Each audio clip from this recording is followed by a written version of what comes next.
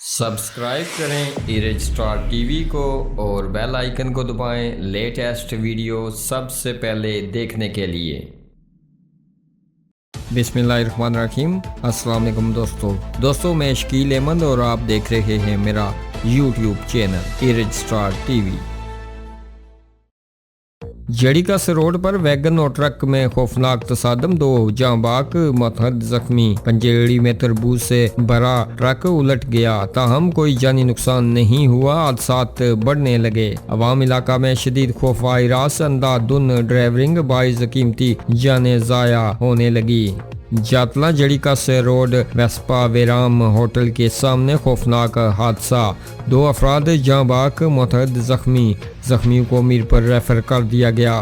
तफसीलात के मुताबिक मुसाफिर वैगन जो जातला से मीरपुर जा रही थी, सामने से आने वाली गाड़ी को बचाते वेराम होटल पर खड़े खराब ट्रक से जा टकराई।